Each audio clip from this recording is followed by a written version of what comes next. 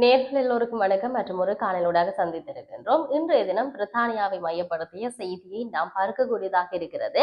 Hormuz நீரிணையில் பிரித்தானியாவின் பாரிய கப்பல் மீது தாக்குதல் நடத்தப்பட்டிருக்கின்றது. இந்த தாக்குதல் யார் நடத்தினார்கள், எதற்காக நடத்தினார்கள், எப்படி நடத்தப்பட்டது என்ற பல்வேறுபட்ட கேள்விகளுக்கு உட்படுத்தப்பட்டு அது சார்ந்த நகர்வுகள் சென்று கொண்டிருக்கின்றது என்பதைத்தான் நாம் இங்கு பதிவு செய்யக்கூடியதாக இருக்கின்றது.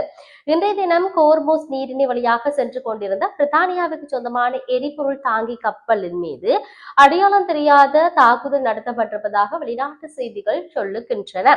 பிரித்தானியாவில் கடல்சார் வர்த்தக செயல்பாட்டு மையம் இந்த தாக்குதலில் கப்பலுக்கு சில சேதங்கள் ஏற்பட்டிருப்பதாகவும், ஆனால் கப்பலில் இருந்த அனைத்து பயணியாளர்களும் பாதுகாப்பாகவும் காயமின்றி இருப்பதாகவும் இங்கு அறிவிக்கப்பட்டிருக்கின்றது. சில நாட்களுக்கு முன்பு கோர்மூஸ் நீரிணை வழியாக சென்று கொண்டிருந்த சிங்கப்பூர் எரிபொருள் கப்பல் மீது இதே போன்ற தாக்குதல் நடத்தப்பட்டிருந்தது. இதற்கு பதிலளிக்கும் விதமாக அமெரிக்க அதிகாரிகள் நேற்றைய தினம் ஈரானில் உள்ள சில இலக்குகள் மீது வான்வழி தாக்குதல்களை நடத்தியதாகவும் சொல்லப்படுகிறது. ஆகவே இந்த தாக்குதலுக்கு பின்னால இதுவும் ஒரு காரணமாக இருக்குமா என்ற கேள்விகள் தொடர்ச்சியாக முன்வைக்கப்பட்டு கொண்டிருக்கின்றது என்ற விடயத்தை நாம் இங்கு சொல்லக்கூடியதாக இருக்கிறது. சரி, இதுவாறு இருக்கின்ற பொழுது தொடர்ச்சியாக போர் நடவடிக்கைகள் என்பது இடம்பெற்றுக் கொண்டிருப்பதை நாம் சர்வதேச அளவில் பார்க்கக்கூடியதாக இருக்கிறது.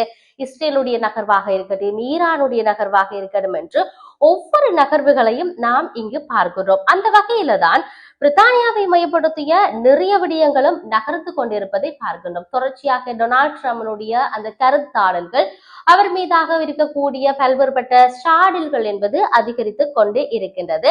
ஆகவே இதையும் தாண்டி இஸ்ரேல் ஈரான்ல என்ன நடக்கின்றது, ஏன் இந்த போர் பதற்ற நிலை தொடர்ந்தும் சென்று கொண்டிருக்கின்றது என்ற கேள்வி எல்லோருக்கும் மத்தியிலும் இருப்பதை நாம் அவதானிக்க கூடியதாக இருக்கிறது.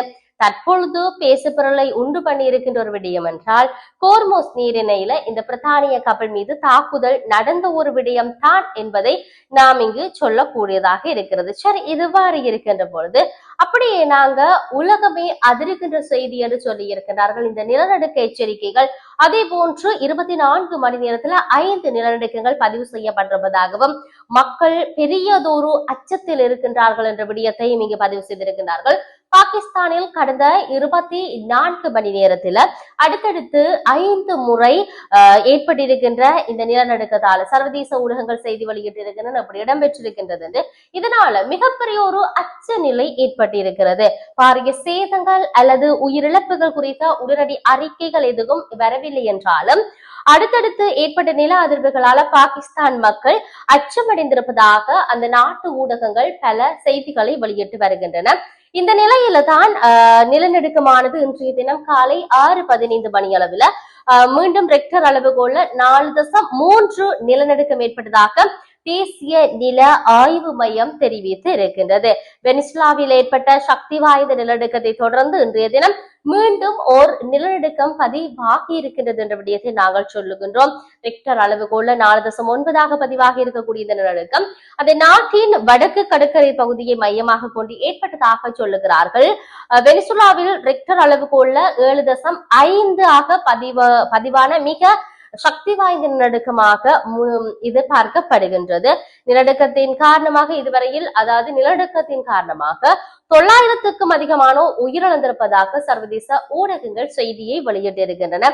இந்த அனர்த்த நிலைமையை கருத்தில் கொண்டு நாட்டில் 1000க்கும் மேற்பட்ட உட்கட்டப்பு வசதிகள் சேதமடைந்திருப்பதாகவும், காயமடைந்தவர்களால் வைத்தியசாலையில் நிறைந்து காணப்படுகிறது என்ற விடயமும் இங்கு சொல்லப்பட்டிருக்கிறது.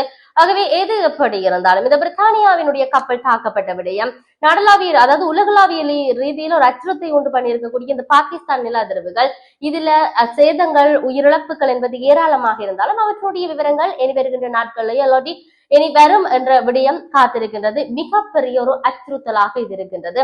இருப்பினும் அரசினுடைய நடவடிக்கைகள் எதுவாக இருக்க போகின்றது, பிரித்தானியா என்ன செய்ய போகின்றது என்பதில் நாங்கள் பொறுத்திருந்து பார்ப்போம். மற்றொரு பதிவினூடாக சந்திப்போம். வணக்கம்.